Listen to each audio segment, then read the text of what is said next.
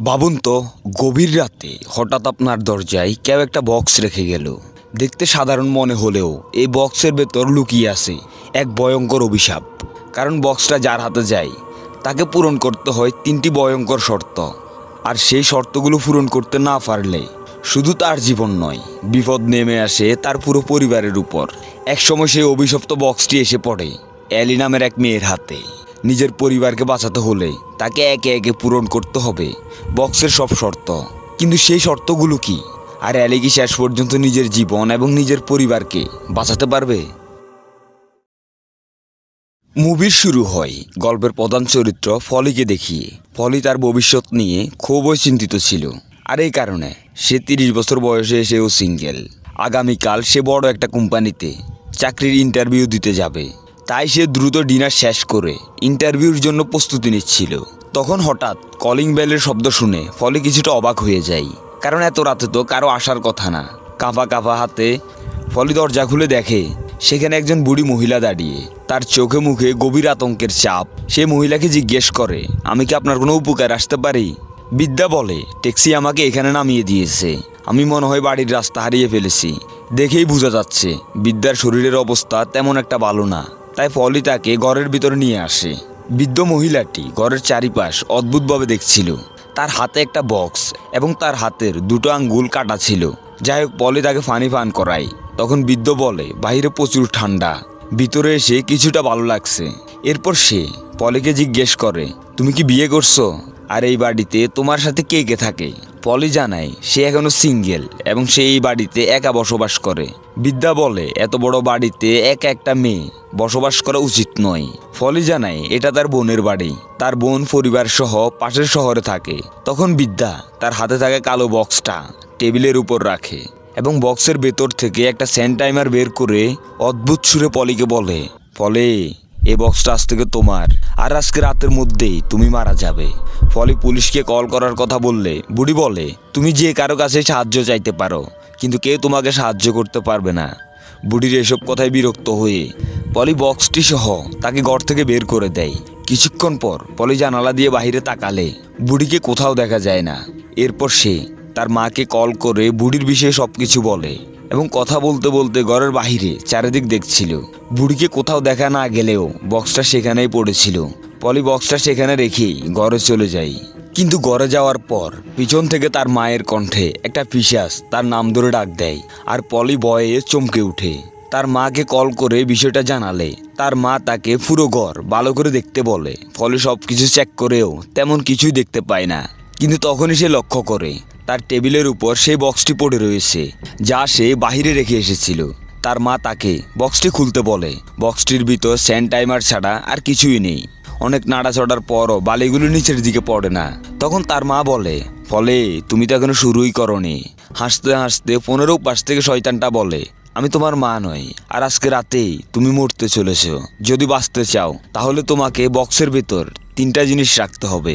প্রথমত, তুমি যে জিনিসটাকে ঘৃণা করো, আর দ্বিতীয়ত যে জিনিসটা তোমার প্রয়োজন, আর 3 নাম্বার জিনিসটা হলো যা তুমি ভালোবাসো। এরপর শয়তান বলে, তুমি কি বুঝতে পারছো? বলে এই কথা বলার সাথে সাথে ফোনটা ডিসকানেক্ট হয়ে যায় এবং ফলির ফোন বন্ধ হয়ে যায়। অনেকক্ষণ চিন্তা ভাবনার পর পলি বক্সের ভিতর সিগারেটের প্যাকেট রাখে আর বলে, আমি এটাকে ঘৃণা করি। কিছুক্ষণ পর বক্সটা খুলে দেখে সিগারেটের প্যাকেট সেখানেই রয়ে গেছে। আর তখন স্যান্ড টাইমার চালু হয়ে যায় এবং ফলি বমি করতে শুরু করে। আর তার পেট থেকে একটা চাবি বেরিয়ে আসে। এসবে বিরক্ত হয়ে সে তার প্রতিবেশীর ঘরে যায় আর বলে, আমার ফোন প্রয়োজন কল করার জন্য। কিন্তু সেই মহিলা তার হাজবেন্ডের সাথে কথা বলছিল। ফলের কিছুক্ষণ সময় নষ্ট করার পর সেই মহিলা বলে, তোমাকে কেউ সাহায্য করতে পারবে না, শয়তানটা সব জায়গায় রয়েছে।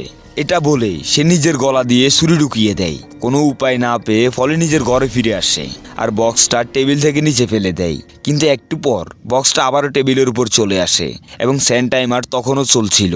আর তখন দেয়ালে ঝুলানো একটা পিকচার নিচে পড়ে ভেঙে যায় এবং ফলির বাবার নাম্বার থেকে তার কাছে কল আসে। কিন্তু তার বাবা তো আরও অনেক আগেই মারা গিয়েছে। মৃত মানুষ কিভাবে কল করতে পারে? যাই হোক, পলি ভয়ে ভয়ে কল রিসিভ করে আর তার বাবাকে বলে, তুমি তো মারা গিয়েছো। তখন তার বাবা বলে, এখন এসব চিন্তা করার সময় না, তুমি দ্রুত বক্সের শর্ত পূরণ করো, তা না হলে তুমি মারা যাবে। তখন তার একটা ক্রসের কথা মনে পড়ে। মৃত্যুর আগে তার বাবা যখন অসুস্থ ছিল তখন সে ক্রস দিয়ে ঈশ্বরের কাছে তার বাবার সুস্থতা কামনা করেছিল, কিন্তু শেষমেশ তার বাবা মারা যায়। সেদিন থেকে পলি এই ক্রসটাকে ঘৃণা করে। যাই হোক, সে ক্রসটা বক্সের ভিতর রাখে এবং কিছুক্ষণ পর বক্সটা আবারও খুললে দেখতে পায় ক্রসটা সেখানে নেই। ক্রসটা অভিশপ্ত বক্স গ্রহণ করেছে, মানে বক্সের প্রথম শর্ত পূরণ হয়েছে। এরপর স্যান্ড টাইমার আবারও শুরু থেকে চালু হয়। আর তখন পলি তার ঘরের আয়নায় দেখতে পায় হুবহুব তার মতো দেখতে একটা মহিলা কাটার দিয়ে আয়নায় আঘাত করছে। হুট করে কাটারটা তার হাতে চলে আসে এবং সেই মহিলা তার পিছনে চলে আসে। এতে পলি প্রচণ্ড ভয় পেয়ে যায়। আর তখন তার বোনের কল আসে, আর তার বোন তাকে বলে, তুমি আমার ঘরের বাইরে দাঁড়িয়ে রয়েছে কেন? পলি বলে, সেটা আমি নই, তুমি কোনোভাবে দরজা খুলবে না। তার বোন কিছুই বুঝতে পারে না। পলি তার বোনের পরিবারকে বাঁচানোর জন্য ঘর থেকে বের হতে যায়, কিন্তু তখন ঘরের সব দরজা জানলা নিজে নিজেই লক হয়ে যায়। পলি চেয়ার দিয়ে জানলার গ্লাস ভাঙার চেষ্টা করে, তাতেও সে ব্যর্থ হয় এবং সে বিরক্ত হয়ে বক্স ওপেন করে জিজ্ঞেস করে, আর কি চাই তোমার? তখন টিভির মধ্যে পলি এবং তার বোনের মেয়ে এলির একটা ভিডিও চলতে শুরু করে, যেখানে পায়ের আঙ্গুল দেখানো হচ্ছিল। পলি বুঝতে পারে এবার তার পায়ের আঙ্গুল দিতে হবে। পলি অনেক কষ্ট করে তার পায়ের আঙ্গুল কাটে আর সেটা বক্সের ভেতর রাখে, কিন্তু বক্স সেটা গ্রহণ করে না। তখন পলি বলে, তুমি ইচ্ছে করে আমার আঙ্গুলটা কাটতে বাধ্য করেছো। কিন্তু তখন তার ফোনে রং লেখা বেশি উঠে, তাই পলি বিরক্ত হয়ে আয়নার সামনে দাঁড়িয়ে তার প্রতিরূপকে জিজ্ঞেস করে, আর কি চাই তোমার? তখন তার প্রতিরূপ আয়নাতে হাত রাখে, যেখানে তার হাতের একটা আঙ্গুল কাটা ছিল, মানে এবার তার হাতের আঙ্গুল কেটে দিতে হবে। পলি অনেক কষ্ট করে তার হাতের আঙ্গুল কাটে আর বক্সের ভিতর রাখে। আর তখনই ঘরের সব লাইট অফ হয়ে যায়। পলি বলে, এটা আমার প্রয়োজন ছিল। এরপর সে আবারও বক্স ওপেন করে দেখে তার কাটা আঙ্গুল সেখানে নেই, মানে বক্সের দ্বিতীয় শর্তটাও পূরণ হয়েছে এবং স্যান্ড টাইমার আবার শুরু থেকে চালু হয়। তখন হঠাৎ ঘরের দরজা নিজে নিজে খুলে যায়। পলি দ্রুত গাড়ি নিয়ে তার বোনের বাসায় চলে যায়। সেখানে গিয়ে সে দেখতে পায় তার বোন এবং তার বোনের মেয়ে ইতিমধ্যে মারা গেছে। পলি যখন তার বোনের মেয়েকে জড়িয়ে ধরে কান্না করছিল, তখন হঠাৎ চারিদিক থেকে ফোন বাজতে শুরু করে। পলি কল রিসিভ করলে অপর পাশ থেকে এলি বলে, তুমি চাইলে এখনো সবাইকে বাঁচাতে পারো। সে বলে, কিভাবে? তখন এলি বলে, তুমি এমন কিছু বক্সে রাখতে হবে যা তুমি ভালোবাসো, কিন্তু তুমি যদি এবার কোনো ভুল করো তার জন্য তোমাকে কঠিন শাস্তি পেতে হবে।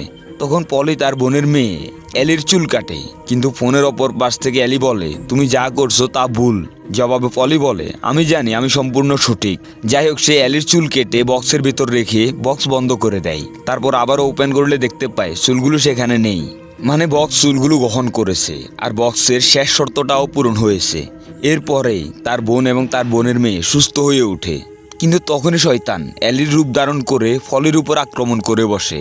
ঠিক তখনই পলি নিজেকে তার ঘরের মেঝেতে আবিষ্কার করে, আর অভিশপ্ত বক্সটা তার সামনেই পড়েছিল এবং স্যান্ড টাইমার তখনও অফ হয়নি। তখন পলি কান্না করতে করতে বলে, আমি তোমার সব শর্ত পূরণ করেছি, তবুও তুমি আমাকে মুক্তি দিচ্ছ না কেন? তারপর সে নিজের হাত থেকে বক্সের ভিতর রক্ত দিতে থাকে। তখনই হঠাৎ করে বক্স থেকে একটা হাত বেরিয়ে তাকে বক্সের ভিতর নিয়ে যাওয়ার চেষ্টা করে। তখন পলির সেই বৃদ্ধ মহিলার কথা মনে পড়ে, যার হাতের দুটো আঙ্গুল কাটা ছিল, মানে যে বুড়িটা তাকে বক্সটা দিয়েছিল। তখন সে বুঝতে পারে বৃদ্ধ মহিলার মতো তাকেও বক্সটা অন্য কাউকে দিতে হবে। পলি বক্স নিয়ে রাস্তায় বেরিয়ে যায় এবং জোরে জোরে চিৎকার করে বলতে থাকে, কেউ আমাকে সাহায্য করো। কিন্তু এত রাতে তাকে সাহায্য করার মতো কেউ ছিল না। তাকে সাহায্য করার জন্য কেউ বের না হলেও তখনই একটা ঘরের লাইট জ্বলে ওঠে। পলি সেই ঘরের কলিং বেল বাজাতেই একটা মেয়ে বেরিয়ে আসে। পলি তাকে বলে, আমার সাহায্যের প্রয়োজন, এবং বিভিন্নভাবে মেয়েটাকে ভুলভাল বুঝিয়ে বক্সটা তাকে দিয়ে আসে। এরপর পলি যখন ঘরে আসে, তখন হঠাৎ করে সে বৃদ্ধ মহিলা আসে আর বলে, শয়তানটা আমাকে মুক্তি দিচ্ছে না, সে চাই আমি যেন তোমাকে মেরে ফেলি। কিন্তু অনেকক্ষণ ফাইট করার পর একটা সময় পলি বৃদ্ধ মহিলাটাকে মেরে ফেলে। এরপর সিন কাট হয়ে যায়। পরদিন সকালে পলি ঘুম থেকে উঠে আর তার কাছে সবকিছু নর্মাল মনে হয়, কিন্তু তার হাতের আঙুল কাটা ছিল। পলি তার বোনের বাসায় গিয়ে দেখতে পায় তারা সবাই পুরোপুরি সুস্থ ছিল। এরপর পলি সেই মেয়েটির ঘরে যায় যাকে সে গতকাল রাতে বক্সটি দিয়েছিল। তার কাছে পলি বক্সটি ফেরত চায় আর বলে, আমাকে সবকিছু শেষ করতে হবে। কিন্তু অদ্ভুত বিষয় হলো, সে মেয়েটি পলিকে চিনতেই পারে না এবং গতকাল রাতের বক্সটির কথাও অস্বীকার করে, যার কারণে পলি সেখান থেকে চলে যায়। এরপর মেয়েটি যখন ঘরের ভিতর যায় তখন আমরা দেখতে পাই বক্সটি মেয়েটির কাছেই ছিল এবং তার হাতের আঙুল কাটা ছিল। ক্যামেরার অ্যাঙ্গেল চেঞ্জ হতেই দেখা যায় মেয়েটির মা বাবার লাশ তার সামনে সোফায় পড়েছিল।